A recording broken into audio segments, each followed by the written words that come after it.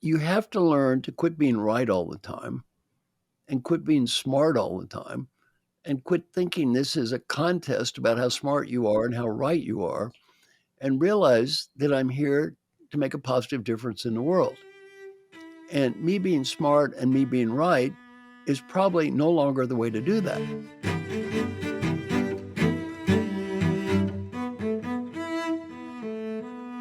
Marshall, welcome to the show.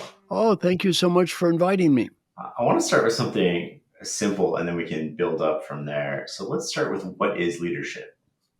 Leadership, number one, I never like to get into semantic debates. So when I give you a definition, just look at it as my definition, not the right definition. Paul Hersey, my old mentor, taught me that. He said, there are many definitions of words, so don't get into semantic arguments, just define what you mean and just leave it at that. So for me, I like his definition. Leadership is working with and through others to achieve objectives. And the key word in the definition is others, as opposed to doing it by yourself. Can anyone be a leader? Oh, yeah, anyone can be a leader, assuming they have basic, you know, qualities to get along in life. Yeah. Yeah, I mean, I'm often asked a question, are leaders made or born? A common question. And I can answer one thing definitively. Are you ready? 100% of every leader I've ever met, and I've met many, have been born. They've all been born. Yeah. So the only question is, can leaders become more effective? And the answer to that is a definite yes. I have research from thousands of people that leaders can definitely increase their effectiveness. Do we hold any sort of self sabotaging beliefs about leadership? Yeah, I think we have a lot of self limiting beliefs. And the self limiting beliefs, a lot of these come from inside us. Basically, I can't do this, I can't do that. This is just the way I am. One of the most common problems is this is just the way I am, as if we have some real, quote, real fixed identity that lives throughout time. And I have to really work on people to change that. Even smart people say things like this, I can't listen, I can't listen. I've never been able to listen, I can't listen. Well, look in their ears. Why not? You got something stuck in there? Why can't you listen? Do you have an incurable genetic defect that is prohibiting you from listening? Well, yeah, as long as we tell ourselves that's the way I am, two things happen, both bad. One, we inhibit the odds on ever getting better. Two, even if we do change our behavior, we don't seem authentic to ourselves. We feel like a phony. Because if the real me can't listen, and you say I'm a good listener, you know what I'm thinking? Well, that's not the real me. I'm just pretending to be a good listener because the real me is no good at that. So a lot of our beliefs are very self-limiting. And by the way, this is not limited to people at the bottom of the food chain. People I coach are at the top of the food chain, and they still do this.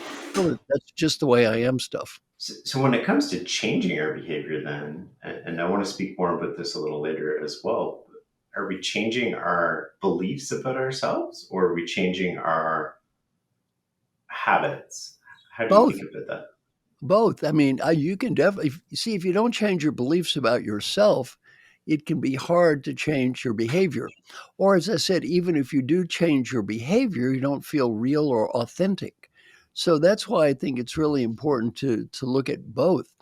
The way you do look at yourself, that you identify your self concept, your identity, whatever that might be, and also your behavior.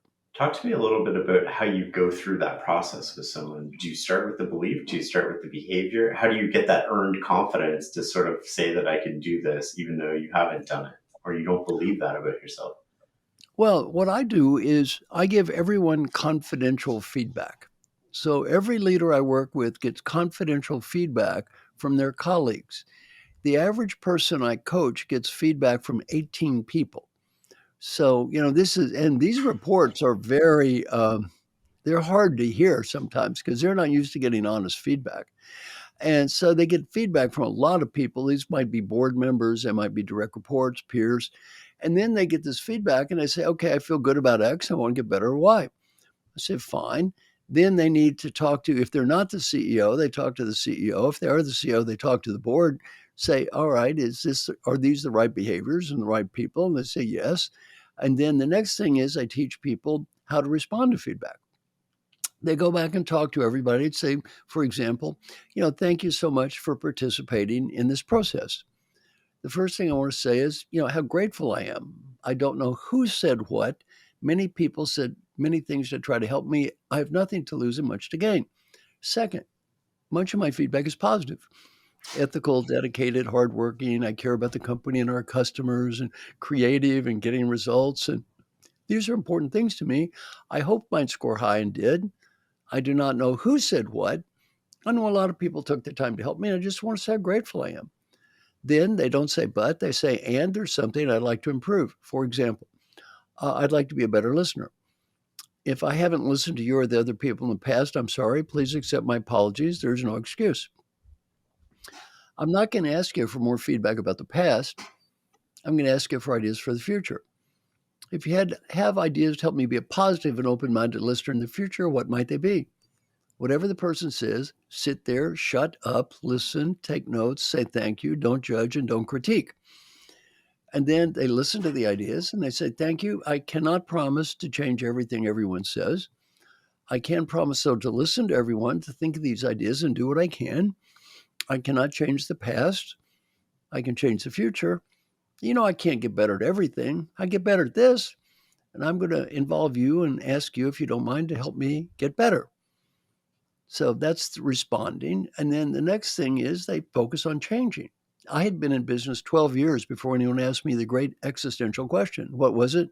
Does anybody ever really change? Well, I have a background in mathematics. I said, I have no research to prove it, so I guess I don't know. Well, for 45 years, I've been answering the question. Now I do know. I know who changes, who doesn't change, why people change, why people don't change. And the key to making change last is, and by the way, I've done a research study called Leadership as a Contact Sport. If anyone would like to see a copy of the research, send me an email, marshall@marshallgoldsmith.com. I'll send you a copy of it. And it's 86,000 people from all around the world. And the key to making everything work is you have to follow up and stick with it. What's that sound like? Mr. Colleague, 2 months ago, I said I wanted to be a more positive and open-minded listener. It's been 2 months. Based on the last 2 months, give me ideas for the next 2 months. 4 months ago, I said I wanted to be a positive and open-minded listener. Based on the last 2 months, give me ideas for the next 2 months. 6 months, 8 months, 10 months, 12 months. Well, what happens when you do this is a research study from 86,000 people. Leaders that don't follow up and don't talk to people, guess what? Don't get better. Improvement looks like random chance. Leaders that do talk to people and follow up, to the degree they make it a systematic process, huge improvement. And what I've learned is people don't get better because of me. They get better because of themselves and the people around them. I'm a facilitator more than I'm an expert. One of the things that strikes me about that approach that's really interesting is that if I um, have a colleague and the colleague doesn't think I'm a good listener, and I go to them and I say, okay, I'm going to change my behavior, and do you have any ideas for what I can do? And they still are going to see the world through this eye. I could be a great listener for 6 months, and then that one time that I don't listen, they're gonna key in on this. Well, this is a very, very critical point. This is why follow up is important. Take scenario A and scenario B. Scenario A, you get feedback. I'm going to pick a simple example, making destructive comments. I picked that because you couldn't get simpler. So I get the feedback, I make too many destructive comments. Okay, quit doing it. Just quit doing it. I go 7 months and never make a destructive comment about anyone. Now, back to your good point. 7 months later, I say, idiots in finance, stupid bean counters, how to get anything done is stupid company that's run by accountants. You hear me, your reaction is he's never changed. Here's what happens, though, when you do follow up. I come back immediately and have this conversation. You don't believe I'm going to change. You don't believe I'm going to change. You think, well, they went to this course, temporary religious experience. This will never last. What happens, though, 2 months later when I come back and say, it's been 2 months.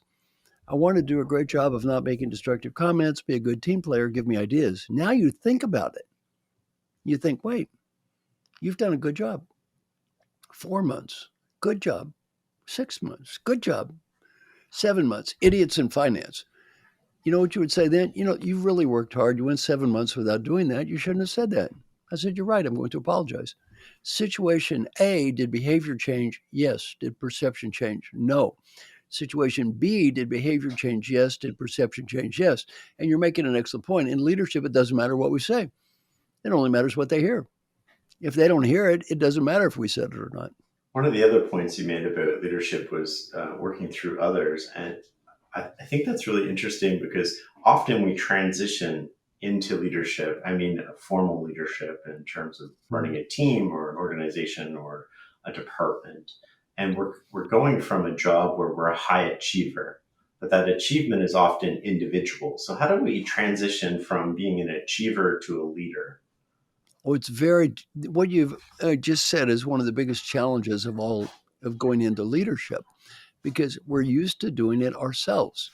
Now, you have to learn to quit being right all the time and quit being smart all the time and quit thinking this is a contest about how smart you are and how right you are and realize that I'm here to make a positive difference in the world. And me being smart and me being right is probably no longer the way to do that. See, when you're in school, you take test after test after test after test. You have to prove you're smart over and over, thousands of times. You have to prove you're smart. It's very difficult to stop. We are programmed to prove we're smart, and it's hard to stop. So I was interviewed in the Harvard Business Review and asked a question related to your question. What's the number one problem of all the successful people you've coached over the years?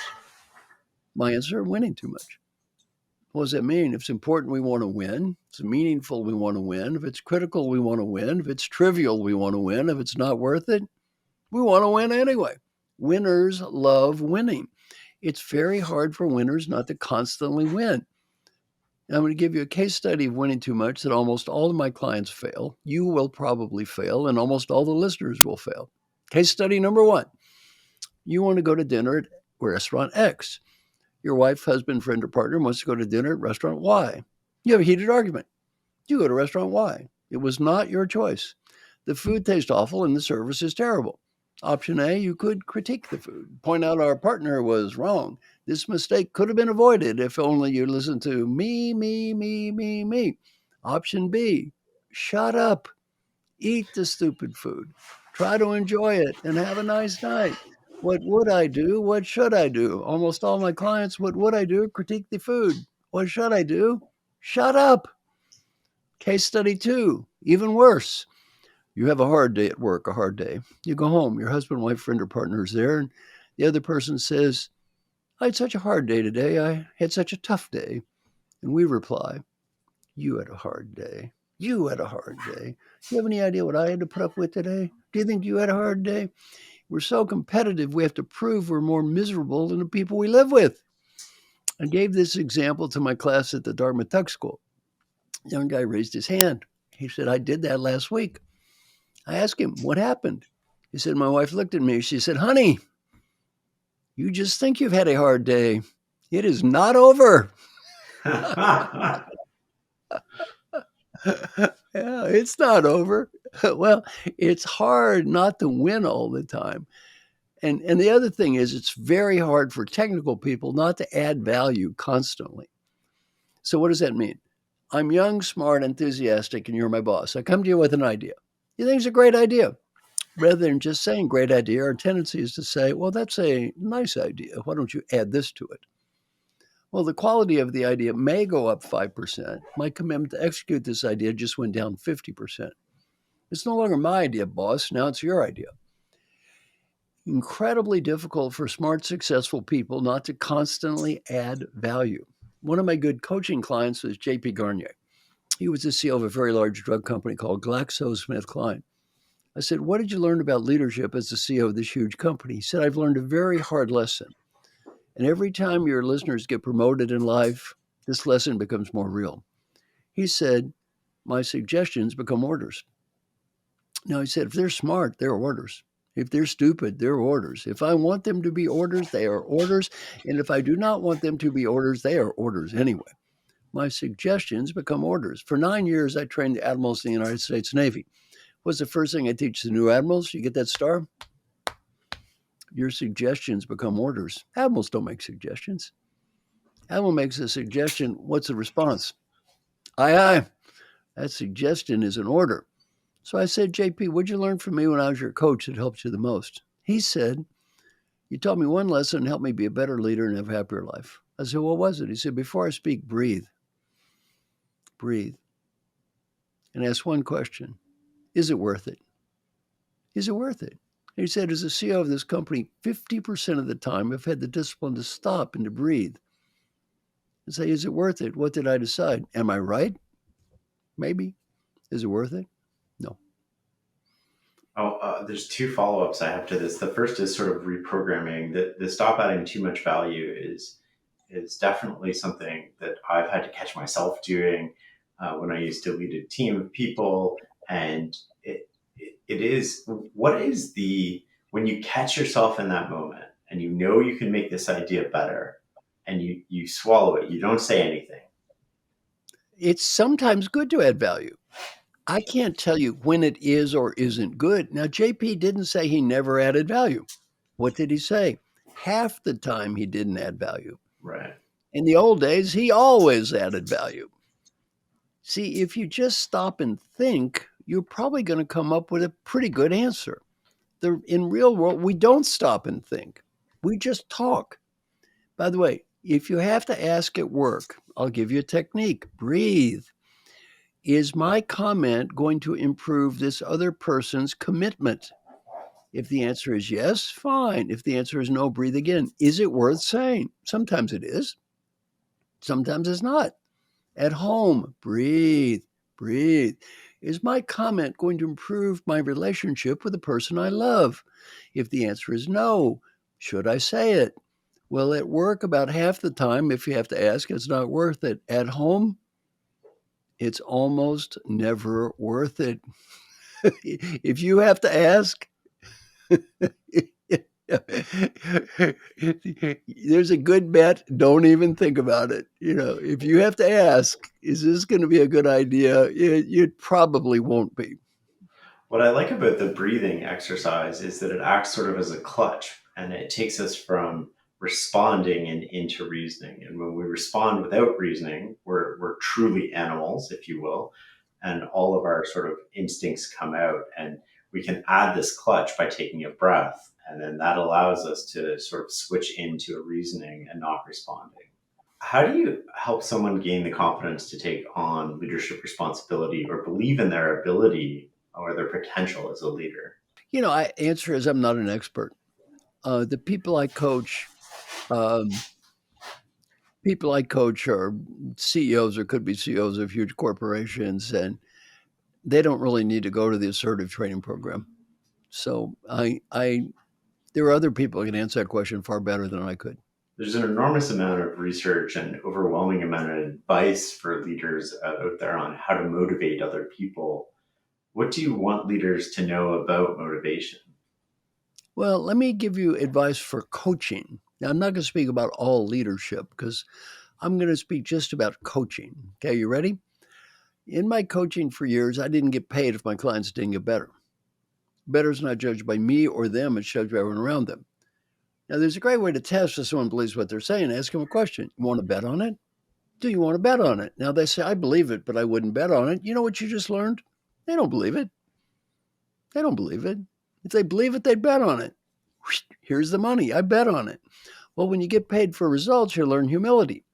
The client I coached that I spent the most amount of time with did not improve at all, and I did not get paid. The client I coached I spent the least amount of time with improved more than anyone I've ever coached. 200 people got better, and I did get paid. A very humbling lesson. I made a chart. On one dimension, it was called time spent with executive coach Marshall Goldsmith. The other dimension was called improvement. There was a clear negative correlation between spending time with me and getting better. Well, I thought this is troubling.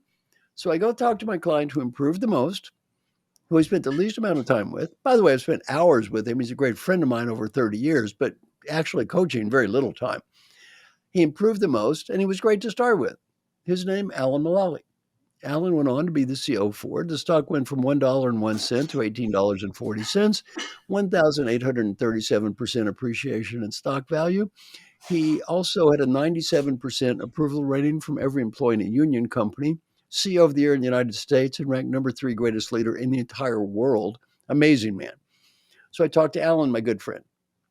I said, Alan, of all the people I've coached, I spent the most amount of time with you. I spent the least amount of time with you coaching you, and you improved the most, and you were great to start with. Now I said, Alan, I made a chart. On one dimension is called time spent with the executive coach, Marshall Goldsmith. The other dimension is called improvement. And there seemed to be a negative relationship here. Now, Alan, I said, the way this chart looks, had you never met me, you would really be good. So I said, what should I learn about coaching from you? Well, he taught me a lesson that changed my life. He said, your biggest challenge as a coach is one thing: customer selection. You pick the right customer, your coaching process always works. You pick the wrong customer, your coaching process will never work. And he said, never make the coaching process about yourself and your own ego and how smart you think you are. Make it about those great people you work with and how proud you are of them. Then he said, as the CEO of Ford, my job isn't that different. I don't design the cars. I don't build the cars. I don't sell cars. I got to have great people. And every day I drive to work, I tell myself, leadership's not about me, it's about them.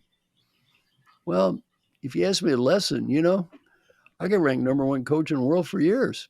Nobody knows I'm a good coach. I can't sit there and say I'm a better coach than everybody. How do I even know that? I don't. One thing I have got, though, I get the best clients. How do you go about client selection? Well, number one, I talk to my clients. I say, if I work with you, you will do the following. You will get feedback. You will talk to people. You will follow up. You will work hard. You will. And then I say, guess what? If there's any of that you don't want to do, it's okay. I just won't work with you. I just won't work with you. Now, one thing I'm real proud of in my new book, The Earned Life, is the first 6 pages. First 6 pages are my clients. And the one thing I did in this book that I love is it says, in my 50-year career as an executive educator and coach, I've been blessed to work with many of the greatest leaders in America. In theory, I'm supposed to help them. In practice, I've learned far more from them than they've learned from me. And then I go on and talk about how great they are. Well, they talk about how great I am. I talk about how great they are. You know what? How great I am is because of them. Anybody would look like a good coach if you coach the people I coach. Some of these, Jim Kim, president of the World Bank, saved 22 million lives when he's had a partner in health. My friend Alan Mulally, I mentioned, CEO of the Air in the United States. Hubert Joly, CEO of Best Buy, spectacular leader, turned the company around. Albert Bourla, CEO of Pfizer, did a few important things last year. Francis Hesselbein won the Presidential Medal of Freedom. Peter Drucker said it's the greatest leader he's ever met. Ashish Advani just got nominated for a Nobel Peace Prize. James Downing, head of St. Jude's Children's Hospital, et cetera, et cetera, et cetera. Well, you know what? Key to being a great coach, work with them. It's like saying the key to being a good coach in hockey is like coaching the all-star team. What's that? Oh, yeah, exactly. I'm coaching the All-Stars. By the way, the coach who's the greatest players is probably going to win. Yeah, it's probably going to win. And the other thing is, if people don't care, don't waste your time. Have you ever attempted to change the behavior of a husband, wife, or partner had no interest in changing? How's that working out for you? And I was teaching my class, I said, you ever try to change mommy and daddy that had no interest in changing? How'd that go? One woman raised her hand. I said, are you trying to change mommy or daddy? She said, daddy. I said, what's daddy's problem? She said, he doesn't have a healthy lifestyle. I asked her, how old is daddy? She said, 94 years old. Leave the old boy alone. You want to smoke a cigar? Old man, smoke too. Who cares? He's 94. Well, people don't care. Don't waste your time. Put your time as a coach in with people that do care. They're the only ones that are going to get better anyway. So on that note, you've worked with some of the best people in the world and thousands of them at that. I'm curious as to what you've learned about what really matters in life from them. This is a different question than corporate success. If you look at life, my new book, I talk a lot about that. And I talk about 3 things. What's it take to have a great life? All right. And to me, great life is not measured by how much money you have or how much status you have. What does it take to have a great life? First, I talk about 3 things I don't discuss in my book, and then 3 things I do. The ones I don't discuss are, number 1 is health. You need to have good health, but I'm not writing a book on health. 2, you need at least a kind of middle-class level of income, and I'm not writing a book about that. And you need to have great relationships with people you love. And This book is only partially about that. Assuming you've got that, you need three things. One, your aspirations. You have to have something. Why am I doing this? Some reason for existence that's beyond just getting things done. You need a why. Two, your ambitions. Those are the achievements that you have. And then number three is your day to day activities. That's the life you're living every day. And to the degree these three things are aligned, you're probably going to have a great life, which not as always as easy as it sounds. And what happens is if you look at the history of the world, most people in the history of the world were kind of stuck in the action phase, that day to day activity. We didn't have a lot of control in our history. We kind of much did what we were told. We're born where we were supposed to be, played our role in life, and we just lived from day to day. Not a bad thing, just that's the way it was. Some people are lost in the aspiration phase.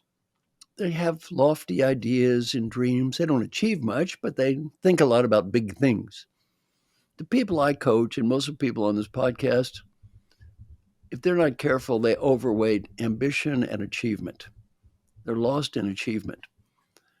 And the one thing I really focus on in my new book is this: never make your value as a human being conditioned on the results of what you're trying to achieve. Never do that. It's a fool's game. It is a fool's game for two reasons. One, you don't control the outcomes.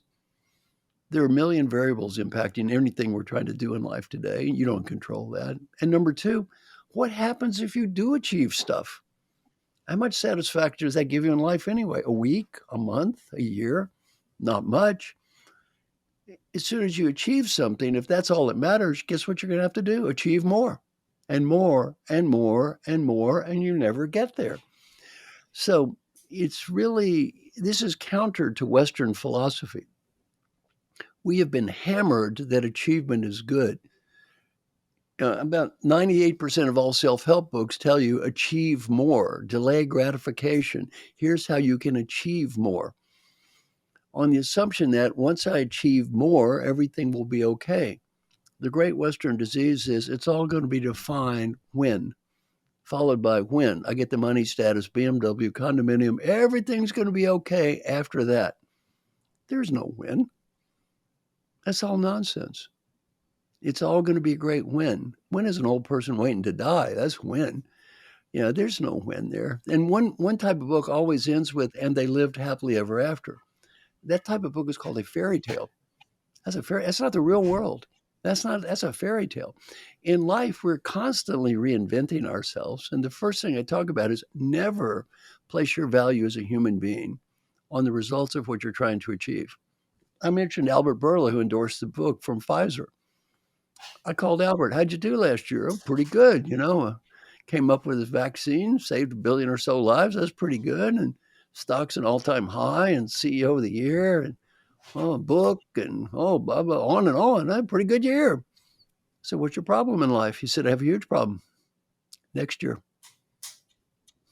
Next year.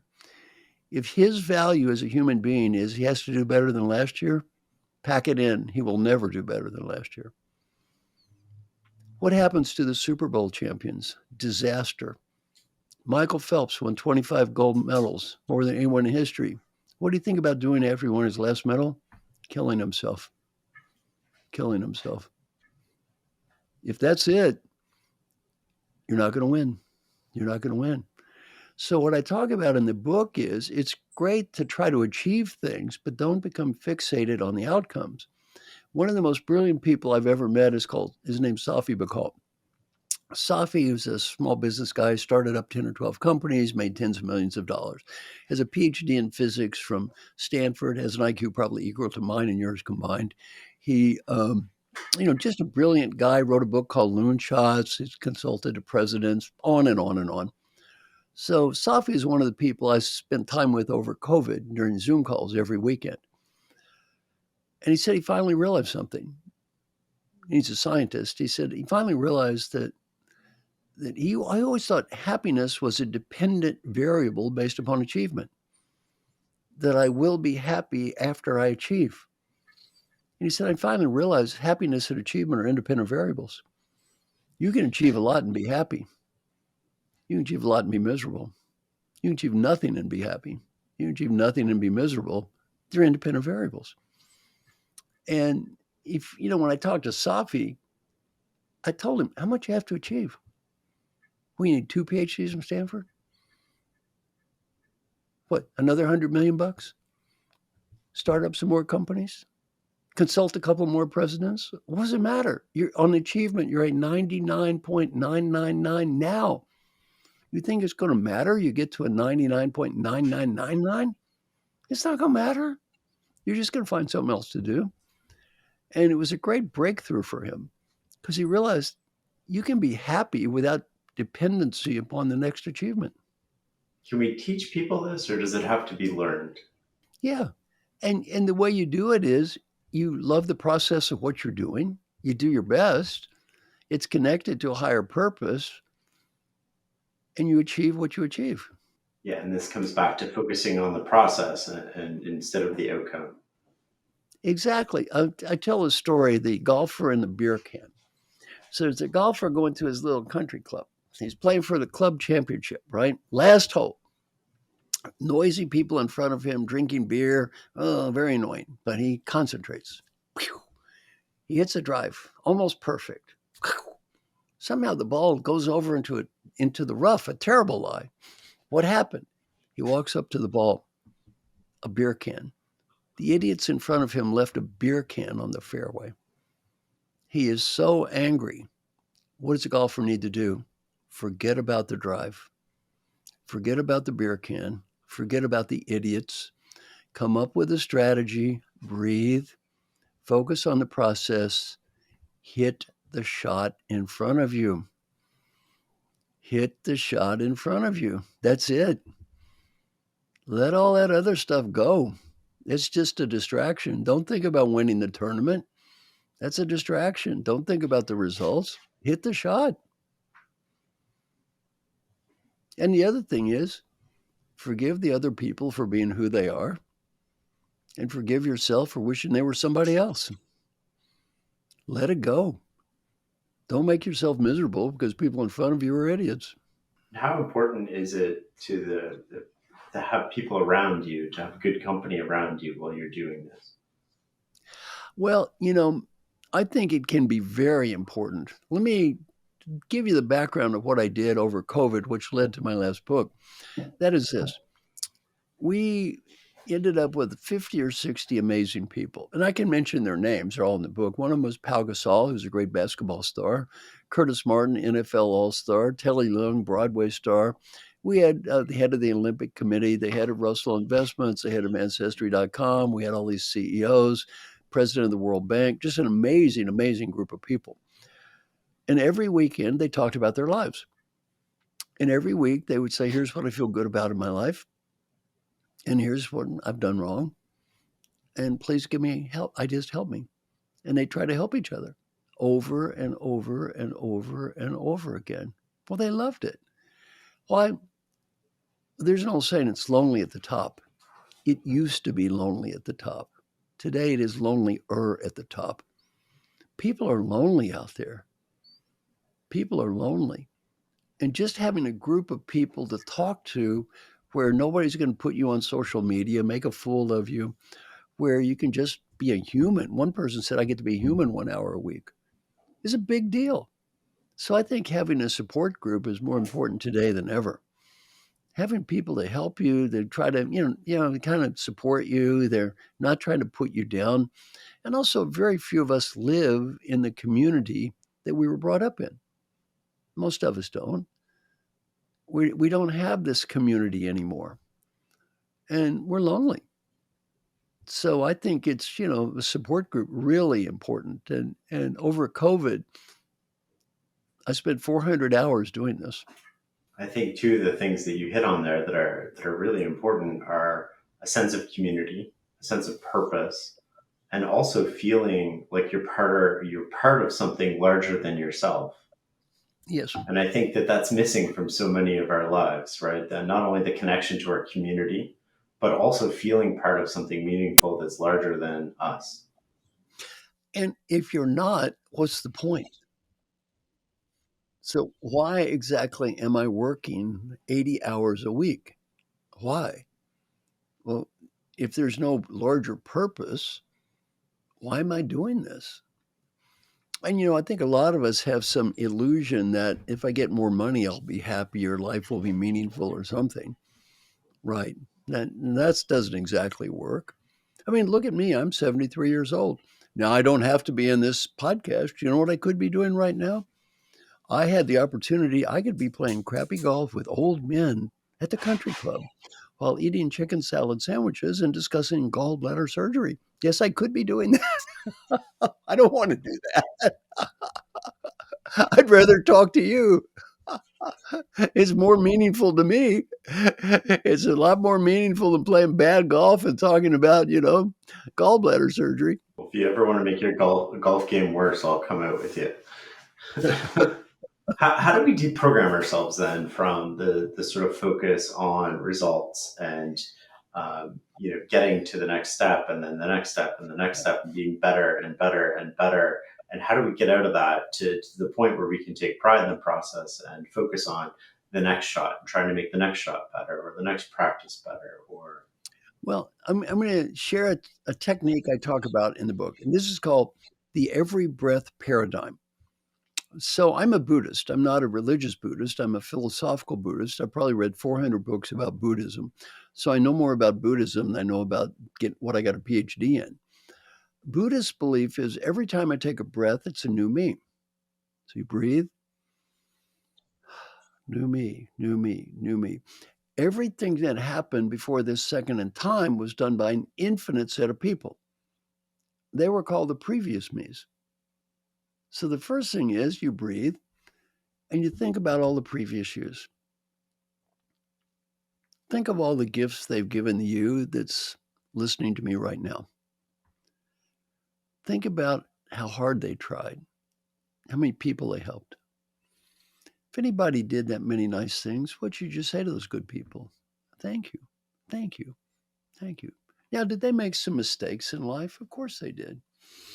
Let it go. Let it go. So, one thing is don't live in the past and beat yourself up over the head for things the previous versions of you did.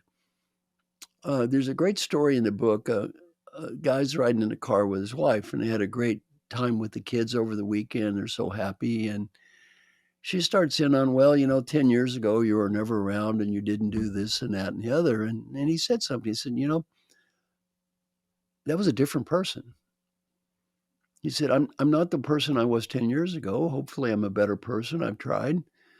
And the person 10 years ago made some mistakes. I'm not that person. And you know what she said? You're right. You aren't that person. That's not fair. Well, we all change.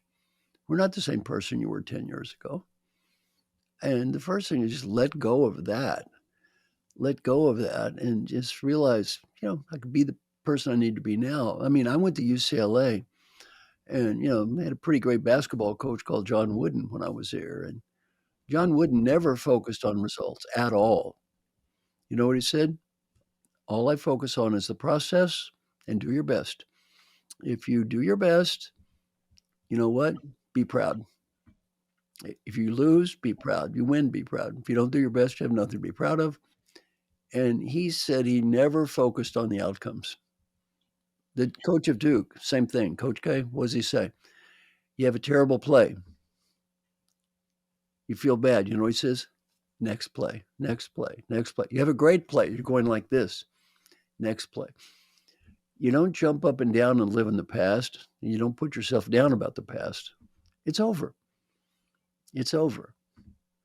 And one of the things I talk about is vicarious living. One of the huge problems in our society today is vicarious living, living our lives through others, not living our own lives. The average American kid that's flunking out of school spends 55 hours a week on non-academic media, video games, movie, TV, non-academic media. They're living someone else's life. I was talking to my son about this, about wasting your time playing video games. He said, oh, you think video games are bad? It's nothing. He said, people spend over 1 billion hours watching somebody else play video games. I mean, How, how vicarious is that? You know who PewDiePie is? Yeah, No. but PewDiePie is his internet star. People have probably spent 1 billion hours watching him play video games. Some sarcastic Swedish guy. Over 1 billion hours have been spent watching the Kardashians. For what? They don't care about you. You're living someone else's life. And one of the key points is live your own life. And by the way, when you live in the past, you're living someone else's life too. The guy sitting at the bar talking about Super Bowl III, he wasn't in Super Bowl III. A kid was in Super Bowl III. A young version of him 50 years ago was in Super Bowl III, not him. Well, that's just another form of vicarious living. He's living with what he used to be. So I've done 9 programs in my house with retiring CEOs. And first thing I tell them is, you can't live in the past. You can't sit there and say, I used to be the CEO of something. You got to be where you are. You got to find meaning now. And what you did was great. You did it. That was nice. The previous versions of you did that. Good for them. That's not you. What are you doing now? How do you coach people to turn the page? I have an idea that I've written about recently called the 24-hour rule, which is no matter what happens in your day, you get that day to celebrate or cry, or the next day you have a new page and it's a blank page and you have to move on. You can't hang on to yesterday's wins or yesterday's losses. You just need to go forward. That's it. And you just breathe and you say, all right, it's a new day. Forgive yourself for whatever happened. Make peace. Move on. And like Coach K, next play. Move on. And don't live in the past. And again, there's this assumption that when I get this stuff, everything's going to be okay. What is the Great Western art form? We've been hammered millions of times. You get hammered with the same message. The Great Western art form sounds like this: there is a person. The person is sad. Oh, very sad. They spend money. They buy a product and they become happy. This is called a commercial. Have you ever seen one of those before? How many times have you seen that message? There was a person who was sad, they spent money and became happy.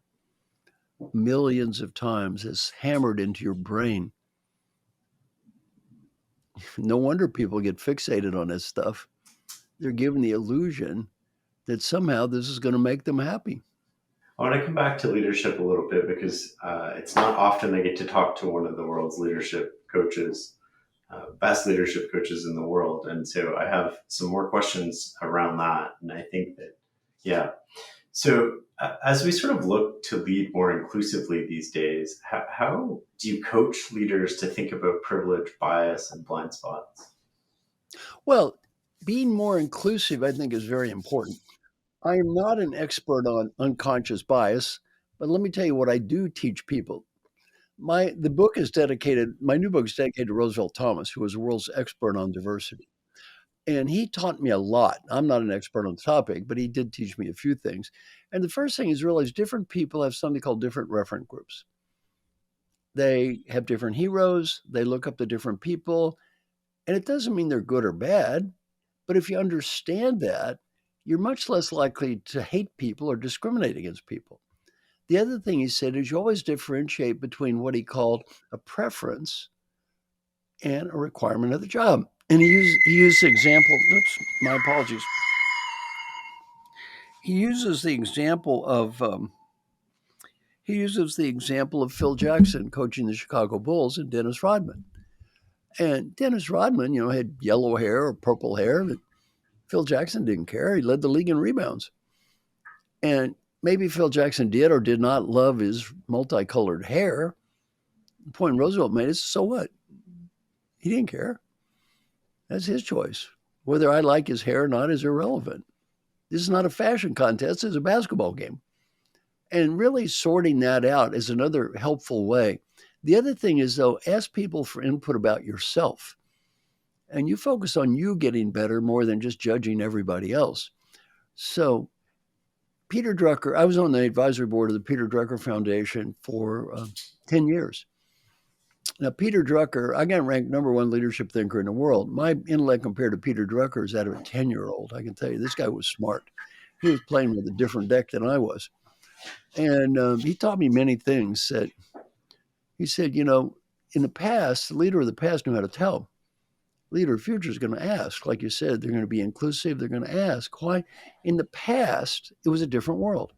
In the past, the leader knew more about what they were doing than the followers. In the future, the followers know more than the leader. If I get a CEO who knows more about marketing than the marketing person, and more about finance than a finance person, more about HR than the HR person, they do not have a leadership problem. They have a selection problem. They got the wrong staff. You want them to know more about what they're doing than you. Well, if I manage you and you know more about what you're doing than I do, I can't tell you what to do and how to do it. I have to be inclusive. I have to listen. I have to involve you. Why?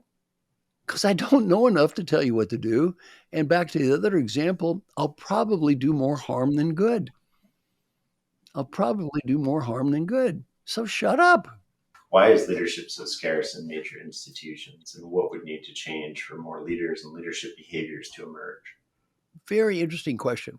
Now, I just wrote an article in Chief Executive Magazine about this very question. And what did I say? Feedback on leaders is worse and worse and worse than it's ever been. Behavior of leaders is better and better and better it's ever been. Leaders today are more effective than any time in history.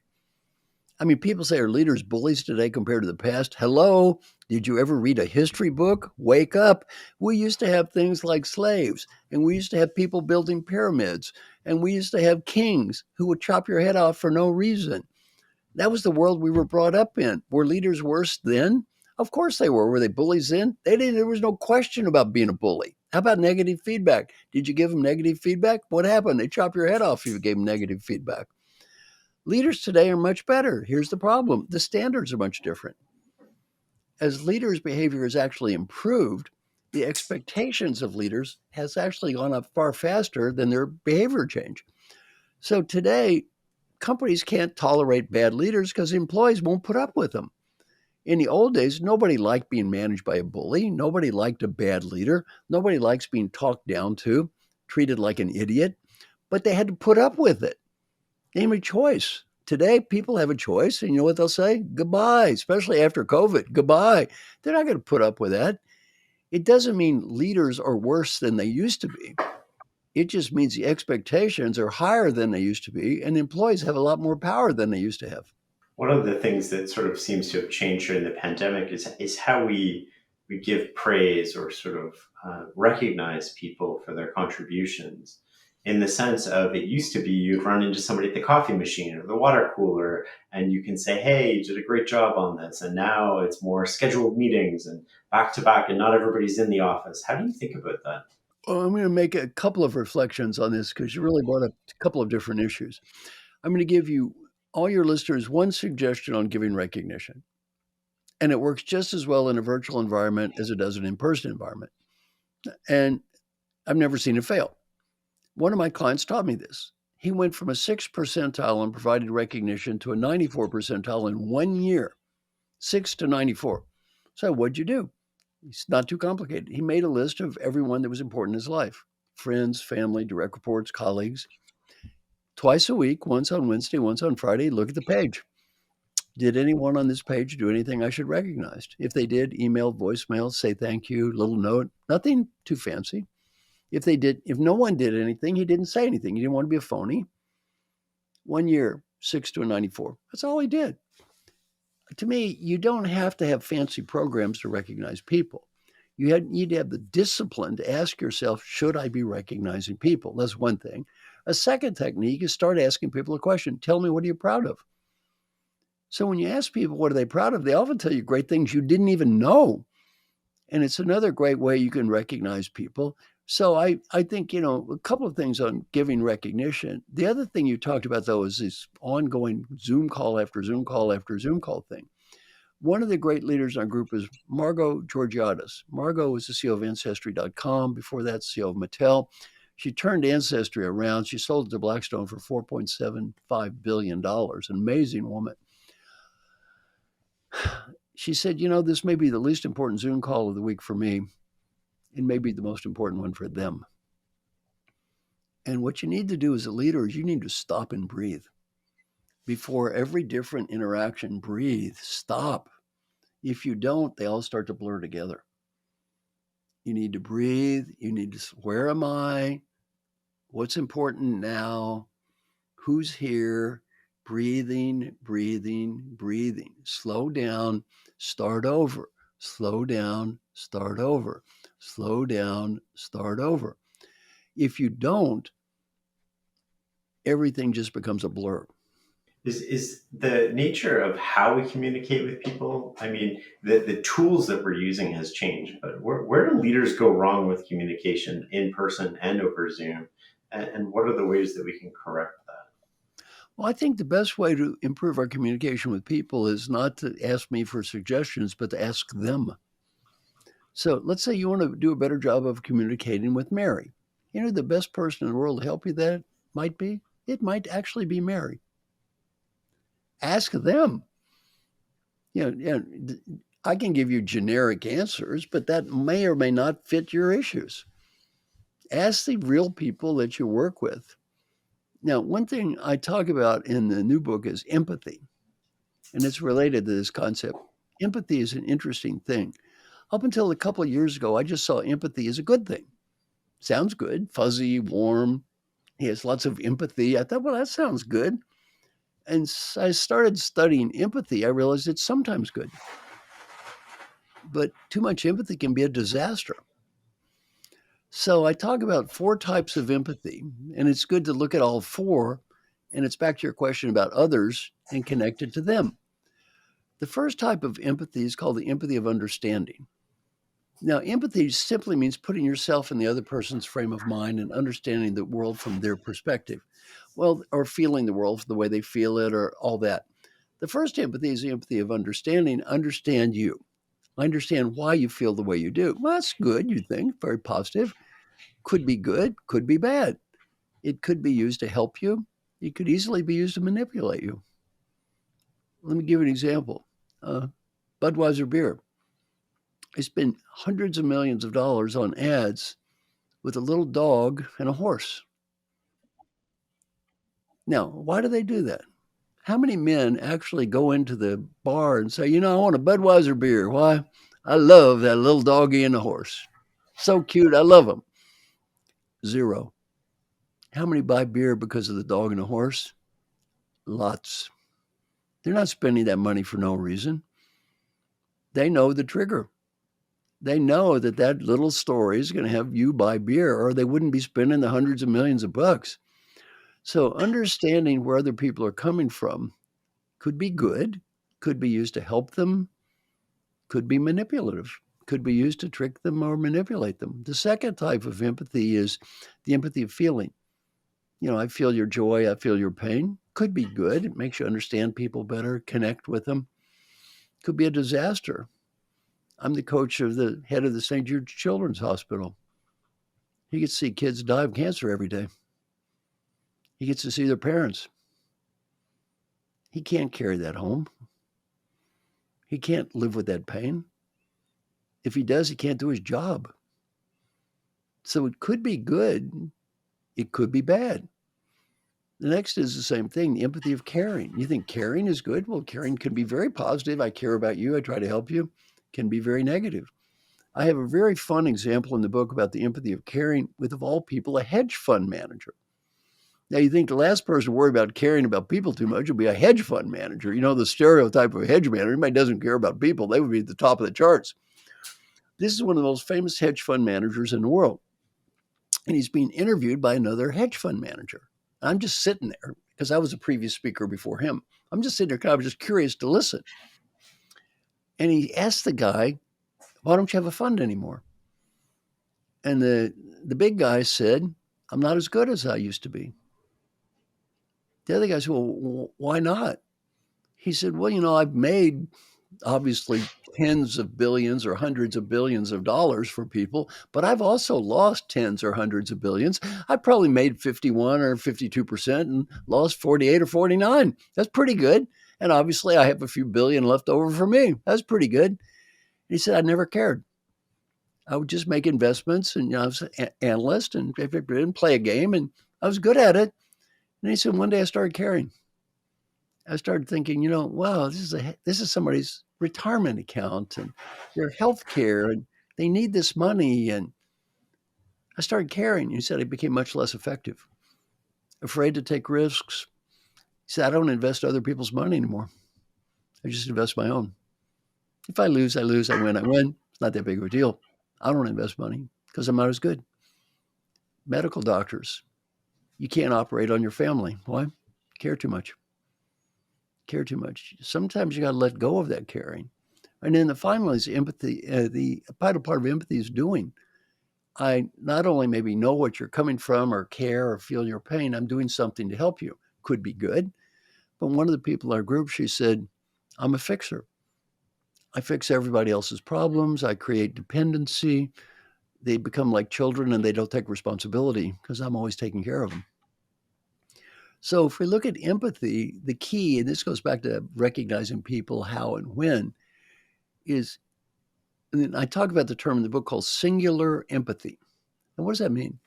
I'm going to be who I need to be for the person I'm with now. I'm going to be who I need to be now. I'm not carrying around the past. I'm not sitting there trying to prove how heroic I am. I'm going to be who I need to be now. And one of the guys in our group, Telly Leung, I don't know if you ever saw the play Aladdin, but anyway, he played Aladdin on Broadway for 3 years, literally 1,000 performances. He did Aladdin. So I asked Telly, how'd you do it night after night after night? He said, I had to become the role. Now, he said, I'm gay, but I had to fall in love with that princess, every night. And the way I motivated myself is he said, when I was a little boy, I was 8 years old and I went to a play.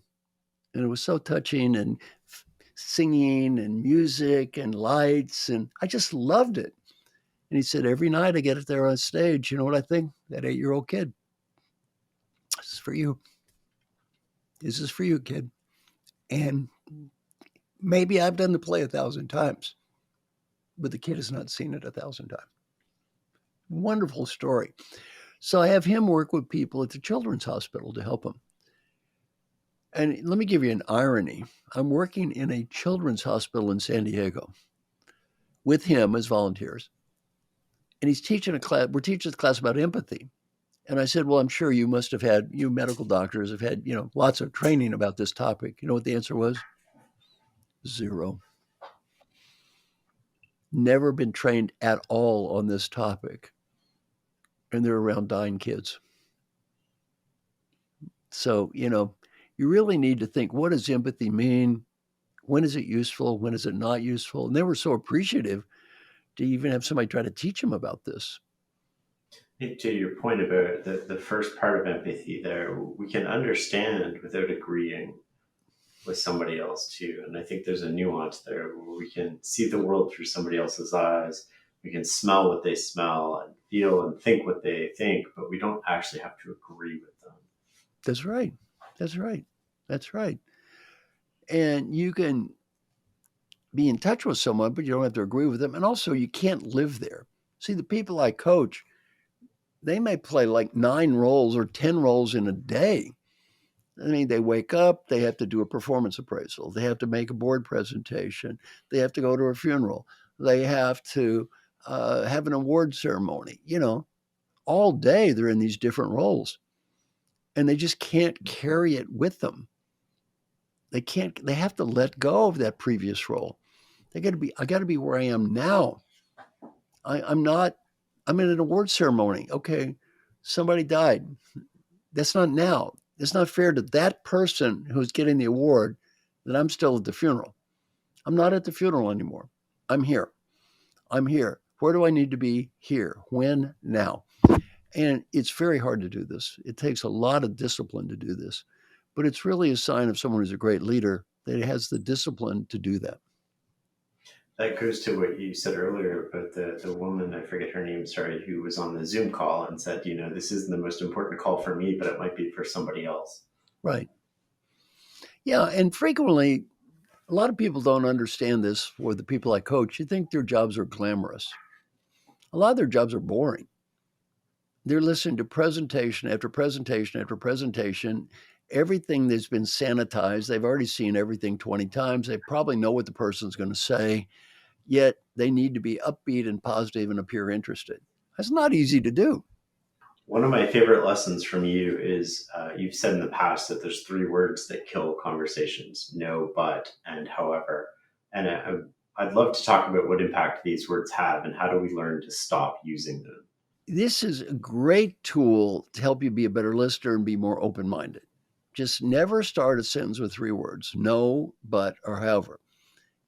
If you talk to me and I say no, first word no, I say, shut, you're wrong. But what does but mean? Disregard everything you said, just erases whatever you said. A terrible habit. So one of my clients is stubborn and opinionated. And by the way, my clients, if they do this, I find them $20. So he says, and the money goes to a charity. So he says, and now you think $20, what do they care about $20? They're rich people. Yeah, you're right. A lot of them are men. Yeah, yeah, I'm going to help you. Somebody said, would rich old men like to lose small amounts of money? No. Rich old men don't like to lose any money, I can tell you. They hate losing money. So it's amazing how well this works. And the money goes to a charity they choose. Like one guy going, 20, 40, 60, 80, 100. And he said, this is expensive. I said, you made 35 million bucks last year. This $20 is going to a little homeless child. Shut up. Shut up. Just pay the money. Shut up. Right? He said, you're right. 1050. It's embarrassing. And one of the guys I'm coaching is Mr. Jim Rao. And Mr. Jim Rao is a billionaire, just a great guy. He lives in India. He donated, Bill Gates flies to India with Warren Buffett to talk rich people into giving money to the poor. Nice idea, right? So my friend, Mr. Jim Rao, donates $340 million to poor people in India out of his pocket. Very generous man. Well, what happens is I'm coaching him. The money goes to the same charity. I go, $20, $40, $60. You know what he said? This is expensive. Now I said, well, excuse me, time out. You just donated $340 million to this charity 2 days ago. And now you're telling me $20 is expensive. What is wrong with you? He goes, oh, I forgot. I forgot. Well, I forgot. Sure, you forget. How you forget donated $340 million? Let me tell you the difference. My friend, standing up in front of Bill Gates and Warren Buffett and every newspaper in India, writing a personal check for $340 million and giving it to poor people. You know what that's called in life? Winning. Winning. $20. Losing. He didn't care about $20.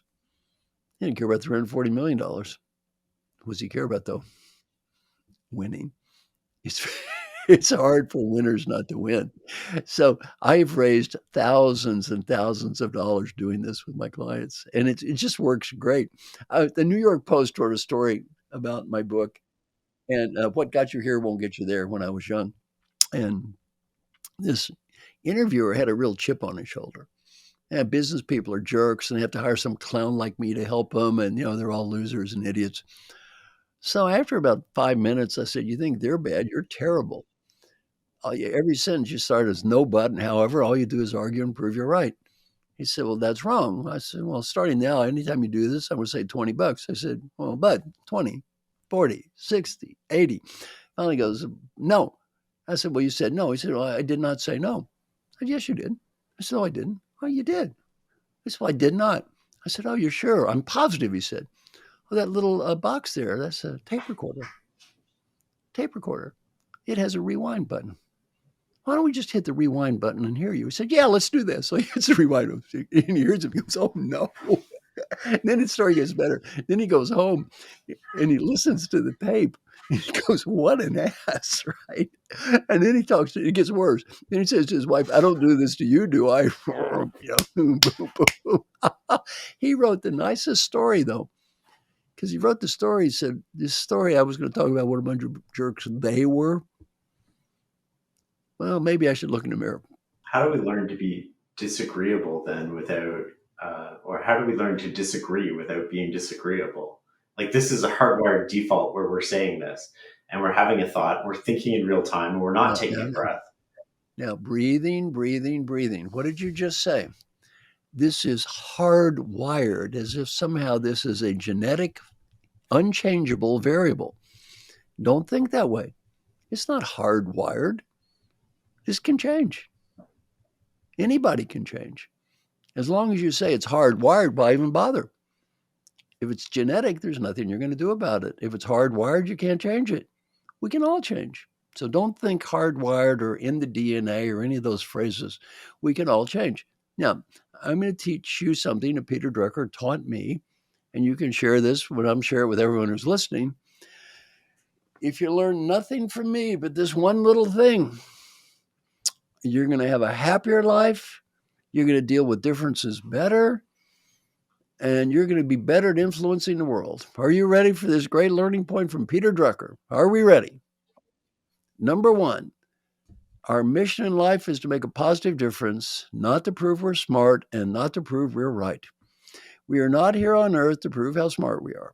We are not here on earth to prove how right we are. We are here to make a positive difference in life.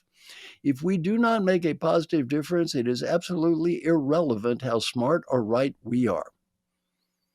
Number two, every decision in life is made by the person who has the power to make the decision. Make peace with that.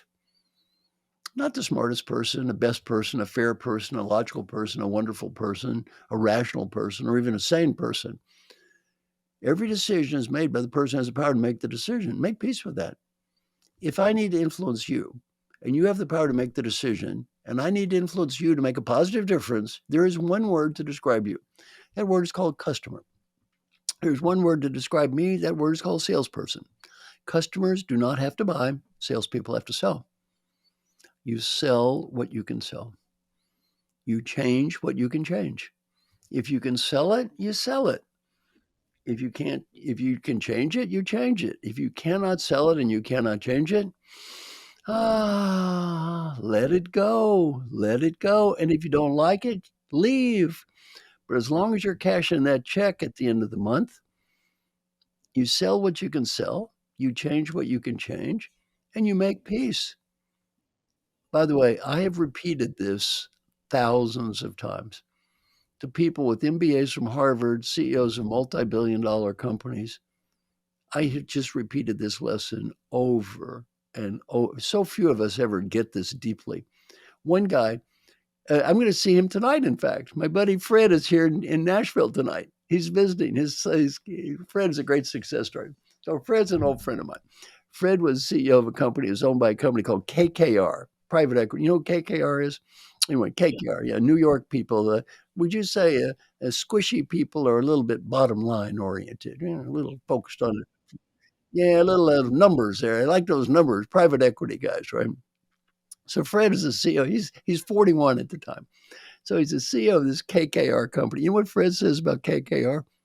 41-year-old young Fred CEO. He said, "Oh, they can't tell me what to do." Fred, 41-year-old Fred. Oh, no, can't tell me. You see, I'm the CEO. They cannot tell me what to do. I am the CEO, you see. Yeah, Henry Kravitz, who's worth billions of dollars, can't tell Fred what to do. Sorry, Fred. Let's grow up, son. So anyway, they figure out how much it costs to get rid of Fred. A couple $1,000,000. They don't even care about the couple $1,000,000. It's a pain in the butt. Now they got to hire somebody new, start over. Oh, they're in a foul mood. So they had me talk to Fred. So I told Fred this whole Peter Drucker thing about the decisions and power and all that stuff. So Fred says, well, they can't tell me what to do. I said, Fred, I'm going to help you, buddy. It's their money, you moron. Now I said, Fred, not only can they tell you what to do, you know what, Fred, I'm going to tell you exactly what to do. And Fred, if you do exactly what I tell you, I may save your sorry butt. If you do not do exactly what I tell you, I got to go back to daddy and mommy in New York and say, I can't help little Freddie. And then Fred, I say, he needs a better coach. Fred, there isn't a better coach, is there? You're just screwed, aren't you, Fred? So what's it going to be, Fred? Fred, you know what he did? He salutes the flag. He said, thank you. That was 12 years he was the CEO of that company, did a great job, never had a problem, got along with corporate very well. He just had a little bit ego issue. And he would tell you that conversation changed his life.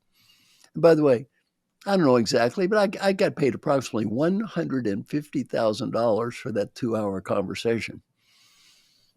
Well, you know what? They didn't care. Saved them a whole lot more than 150,000 bucks.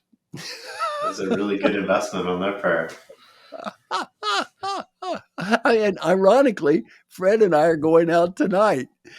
I'm in Nashville now, and Fred's kids play in a rock band. So I'm going to see Fred after I talk to you, and we're going to go out and see his kids in a rock band tonight. You brought up decision making a little while ago, and that's a key component of sort of leadership. And I'm curious as to what you've learned about making better decisions that most people miss. Oh, making better decisions. Well, the first thing I've learned is the decision maker makes a decision. And let's talk about when you are the decision maker. If you are the decision maker, this Peter Drucker thing still applies. Now, I'm the decision maker, and you come to me. And let's say we disagree. All right, what do? I breathe, and I think, okay, we disagree. I can either do it my way or his way. Um, if it's close, my advice is probably do it your way. You're more committed, you believe in what you're doing, and fine, assuming it's pretty close. But let's assume I think this is really serious and we disagree and I don't want to do it your way. That's fine. That's fine. You know what I say? I'd say, Mr. X, in this case, I want to do decision Y for the following reasons, which we've discussed. And you want to do decision X for the following reasons, which we've also discussed. And you're a very smart man, and you've got some good rationale behind what you're talking about. In this case, I've made a decision. I still want to do Y. You say, I disagree. I say, well, in this case, we do disagree, and I respect you, and I still want to do Y. You say, well, I think you're wrong. You know what I say? Maybe I am. And by the way, if I'm not wrong this time, I'm going to be wrong sometime. I respect you. I value your opinion. I've thought about it, and I've made the decision, and here it is. And I want you to execute it in the best way you can. If you have any problems, tell me what they are, and we'll discuss it. Yet, are we going to do this? It's been decided. As opposed to, let me point out why I'm right and you're wrong, which is a complete waste of time. And that's most people's default sort of reaction to that, right? Is to prove that you're smart, prove that you're adding value, prove that you're right. For what? And by the way, here's the point. Let's give me, in this case study, the leader, the benefit of the doubt. Let's say there's an 80% chance my decision is a better decision. There's still a 20% chance your decision is better. Now, my decision is, in theory, the right decision. On the other hand, there's a 20% chance I'm wrong, and your decision is a better decision. Well, that's life. It's not like engineering school. We're just guessing here. We're all just guessing. And sometimes I'm going to make a good guess, and sometimes a bad guess. And sometimes I make the right decision, and it didn't work because of other variables I can't control. I made the best decision at the time, and it still didn't work. That's the way life is. That's the way life happens. Let's switch subjects a little bit and talk about environment, which affects our unconscious mind and creates sort of invisible defaults in a way. If we don't create or control it, it controls us. How do you think about people's environment when creating the best position for success? Well, I wrote a book about this one called Triggers. Triggers. Now, by the way, this book I'm just doing now, The Earned Life, is number 49, and I've done 6 bestsellers, 3 New York Times bestsellers, 1 mega big bestseller, and I have also, though I have published 42 books that were purchased only by my mother, my father, and my relatives. So hopefully this one will get purchased by a few people. So I've sold about 2.5 million books. So somebody bought a lot of them, but most of them nobody bought. But this book, Triggers, I talk about that. As we go through life, there's an argument. I control it or it controls me. That's the great existential debate of life. 2 schools of thought. When we look at 2 dimensions, one dimension is the environment controls me. I am controlled by triggers in my environment. And what is a trigger? Any stimulus that may impact our behavior. It could be a sight, a sound, a person, a thought. Any stimulus impacts my behavior is called a trigger. So one school of thought is we are controlled by our environment. B.F. Skinner, the brilliant Harvard psychologist, thought that. The other school of thought is we control it. So let's talk about 4 dimensions. Dimension 1 is low on Low on control by others, low on control by self. Chaos theory. And, some smart people believe life is basically random chaos. Number two is I control it. Now, there's a ridiculous book called The Secret. Did you ever read that book, The Secret? No. It's a ridiculous book. It sold 7 million copies or more. And the essence of the book is the secret is if I envision it, it will happen. See, that's it. That's the secret. I'll tell you what the secret is. It sold 7 million copies. If I envision it, it will happen. And they have all this studies they've done. Well, like Jimmy wanted to win the basketball game, their championship, and he envisioned it and it happened. And Mary wanted to be a movie star and she envisioned it would happen. And Harry had cancer and he envisioned it went away and it did. By the way, every story in the book is true. Here's the problem. They didn't interview the dead people. They didn't interview the 1,000 waitresses in Hollywood who envisioned being movie stars. And they didn't interview the basketball team that lost. From a mathematical perspective, this is called the survivor bias. Well, they did this. They are successful. Yeah, you did this too, and you're a complete failure. So, if you envision it, it will happen. Well, if you envision things, you probably increase the odds are going to happen. But there's certainly no guarantee it's going to happen because you envision it. I mean, that's, to me, childish. The opposite is you have no control. And B.F. Skinner, the famous Harvard psychologist, wrote a book, Beyond Freedom and Dignity, years ago, a very famous book. He said, we're just strictly creatures that are a function of our environment. We're like a stimulus response machine. What I believe is we control it and it controls us. To a degree, we are controlled by the world. And to a degree, we do make a difference ourselves.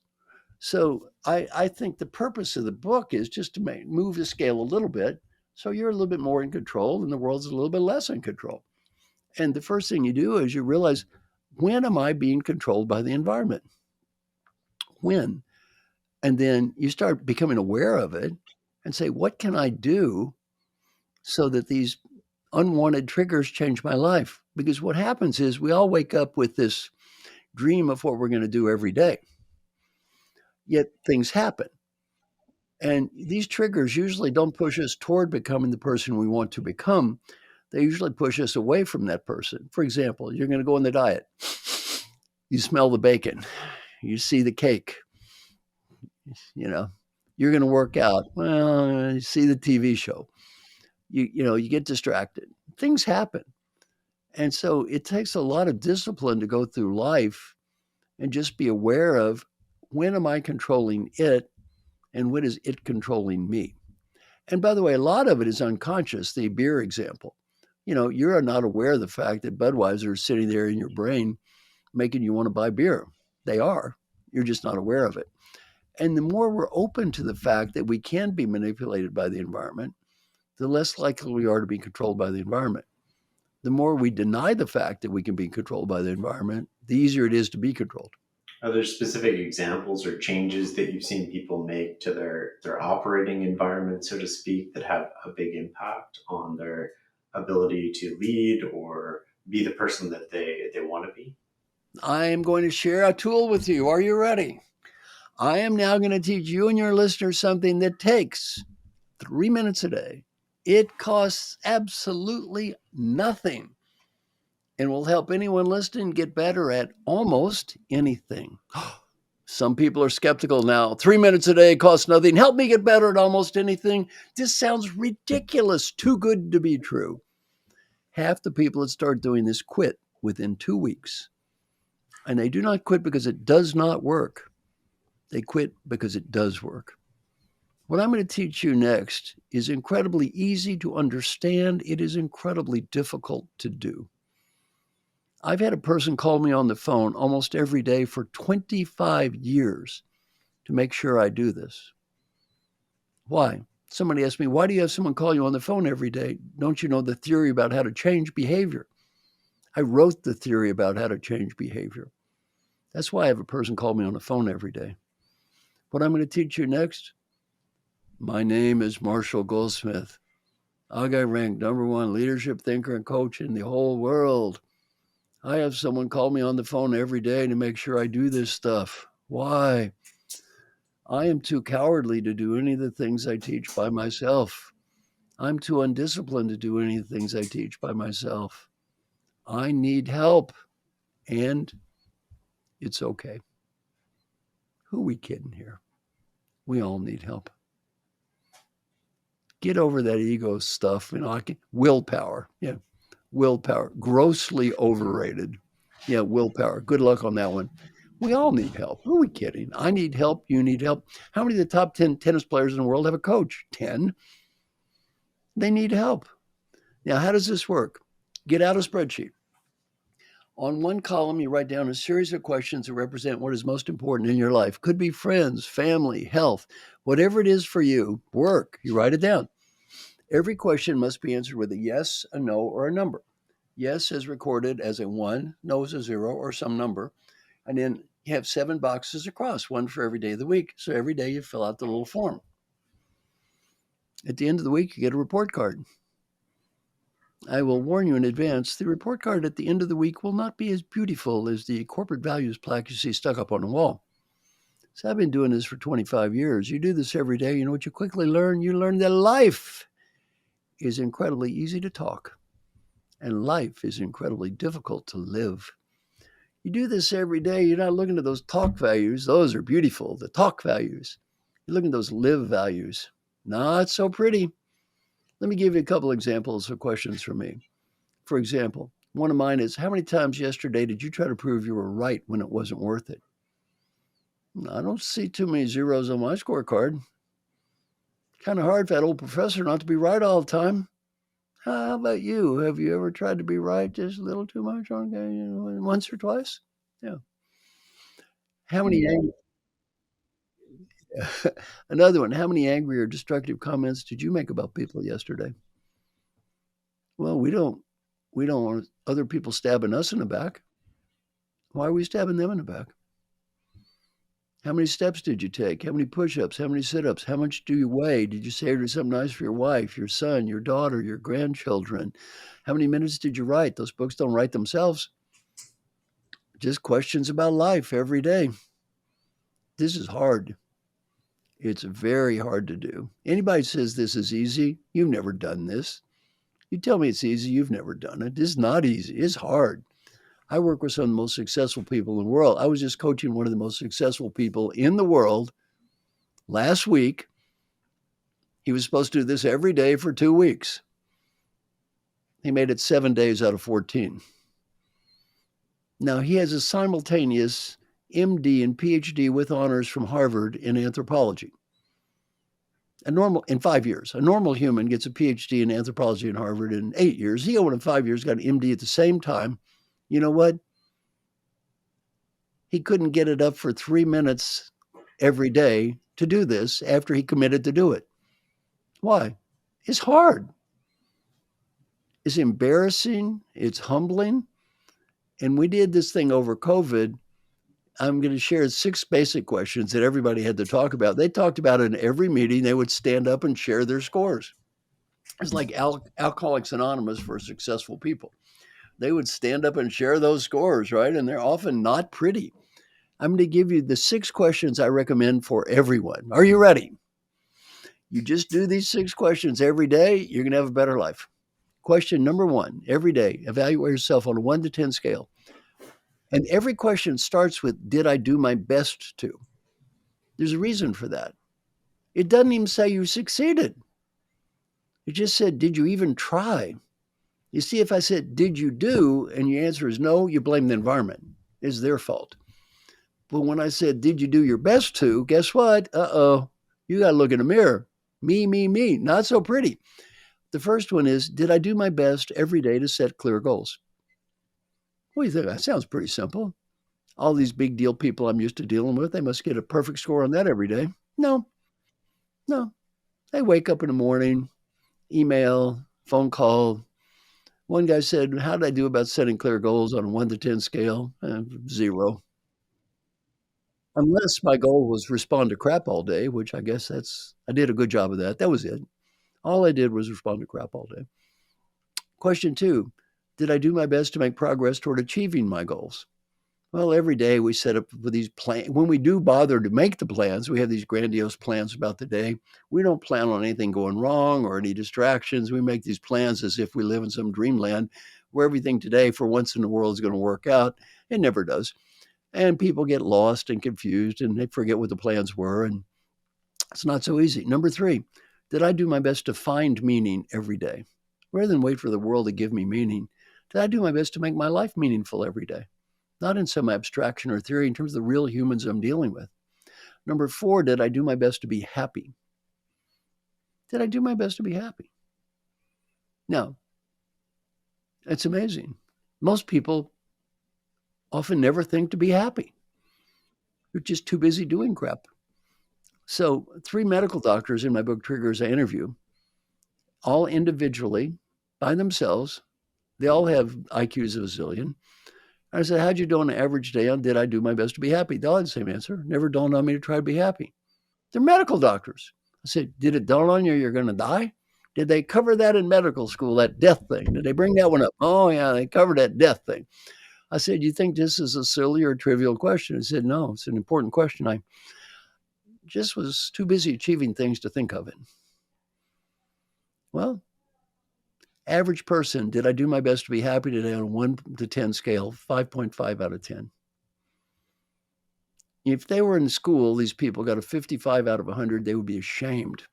You know what I tell them? The test I gave you is about 1,000 times more important than a bozo test you took in school. Raise the score. The next one is, did I do my best to build positive relationships? That is actually harder at work than it is at home a lot of times. You have a hard day at work, you go home, you're tired, you just lose it. Forget about the people around you. Just lose it. And then the final one is, did I do my best to be fully engaged and present every day? Did I do my best? One of my personal questions is, what percent of the day was I present and engaged? Average day, I give myself about a 30. Probably lying to give myself a 30. Probably don't even deserve that. Most of the time, we're not engaged. We're not present. Just wandering around, stumbling around through life, trying to, I mean, it's one of those days you say, you wake up in the morning, you come home and say, what'd you do today? I don't know. You don't even know what you did. My favorite sort of recollection of this is sort of you interrupt somebody watching TV on a commercial and you say, "What are you watching?" And they're like, "I don't know." Yeah. They're staring at it. They don't even know what they're Yeah, watching. Yeah. Now, one of the guys that was in my little group is a great basketball star. This is a great story. So one of his things was he wants to be fully engaged with his wife because his wife says you're checked out too much. You're physically here, but mentally you're not here. So he's going to do better. So one day his wife, it's terrible, terrible, terrible. So I talked to him and said, well, what was the problem? He said, well, I was tired, very tired. I've been working out all day. I was tired, you see. I said, well, that's very interesting. I went to the National Basketball Championship Finals there, and I watched you play that game. I paid $1,000 for a seat, and so did my son. We watched you, and you run up and down that court like a banshee. Now, I said, were you tired? He said, I was exhausted. I said, did you go to the coach and say, hey, coach, I'm tired. Take me out. Nope. Nope. He said, I never told the coach I was tired my entire life. I said, you think your wife was impressed with I'm tired? Not so much. Not so much. Well, sometimes it's harder to do this stuff at home sometimes because at home we just check out and lose it. you mentioned something earlier about tennis, and it sort of triggered something in my mind about. We talked earlier about taking a breath before you respond and thinking, and then as you mentioned tennis, I was like, tennis players have a ritual between points. Yeah, Basketball players have a ritual at the free throw line. What they're right, really doing is that's their version of this breath, and that ritual counters our human nature or our instinctive right. sort of. Tiger Woods, same ritual before he putts. Same thing. What does that ritual do? Calm down, calm down. I'm putting. Remember, what am I doing? You know, forget about the score, forget about the past, forget about the previous shot, forget about the club championship. No, hit the shot. I want to end with one final question here, Sure. Marshall. Thank you for Now, your time. now you can ask me one question. Do I get one final reflection, though, myself? Yeah, totally. Okay, good. You give me your question, and then I'll finish with my final reflection. Okay. How do you define success?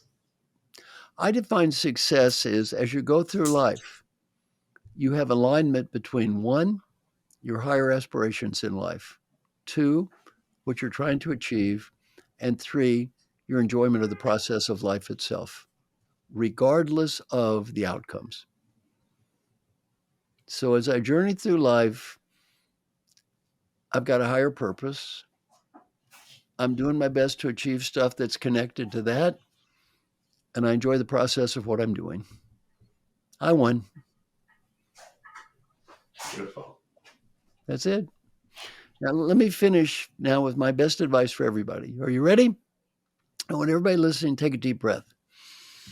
Imagine that you're 95 years old and you're just getting ready to die. You're on that deathbed. Here comes your last breath. Right before you take the last breath, you're given a beautiful gift, the ability to go back in time and talk to the person who is listening to me right now. The ability to help that person be a better leader, much more important, the ability to help the person have a better life. What advice would the wise 95-year-old you, who knows what mattered in life and what didn't, and what was important and what wasn't, what advice would that wise old person have for the you that's listening to me right now? Whatever you're thinking now, do that. In terms of a performance appraisal, that's the only one that's going to matter. That old person says you did the right thing, you did the right thing. That old person says you made a mistake, you made a mistake. You do not have to impress anybody but that old person. Some friends of mine interviewed old folks who were dying and got to ask them this question: what advice would you have? On the personal side, three themes. Theme number one, three words: be happy now. Not next week, not next month, not next year, not I'll be happy when I achieve this stuff or when I get this money. Be happy now. We all have the same win. That 95-year-old person, that person looking at death, that is win. We all got exactly the same win here. Learning point from old people, I got so busy chasing what I didn't have, I couldn't see what I did have, and I had everything. Well, many people listening to this call, you have your health, and you have families, and people love you, and some money, and probably almost everybody listening, compared to me, you have youth. You got youth. Don't get so busy chasing what you don't have, you can't see that. Learning point number two is friends and family. Never get so busy climbing that corporate ladder you forget the people you love. That happens way too much. And when you're 95 years old and you look around your deathbed, none of your coworkers wave and goodbye. You realize these people are kind of important. They're the only ones here today. And number three, if you have a dream, go for it. Because you don't go for it when you're 30. You may not when you're 40 or 80. It doesn't have to be a big one, maybe a small one. Go to New Zealand, speak Spanish, play the guitar. Other people think your dream is goofy. Who cares? It's not their dream. It's not their life. It's your life. I had an embarrassing experience a few years ago. I was teaching my class and I said, go to New Zealand, speak Spanish. Guy raised his hand. He says, we're in Spain, you idiot. We all speak Spanish. Business advice isn't much different. Number one, life is short. Have fun. Number two, do whatever you can do to help people. The main reason to help people has nothing to do with money or status or getting ahead. The main reason to help people is much deeper. The 95-year-old you will be proud of you because you did, and disappointed if you do not. And if you do not believe this is true, interview any CEO who has retired. I've interviewed very many and ask them a question. Please tell me, what are you proud of? None ever told me how big their office was, how much money they made. All they ever talked about is the people they helped. Find advice also saying, go for it. Your world's changing, your industry's changing. Do what you think is right. May not win, at least you tried. Old people, we seldom regret the risk we take and fail. We usually regret the risk we failed to take. And finally, as I've grown older, I guess my expectations in a way have gone down and down, but impact's gone up and up. Why? Quit worrying about what I'm not going to change. Let me give you my goal on a little time together here. Pretty simple. Let's imagine a few people have a little better life listening to our conversation. That's good enough for me. I'm declaring victory here. Me too. Thank you. Thank you so much.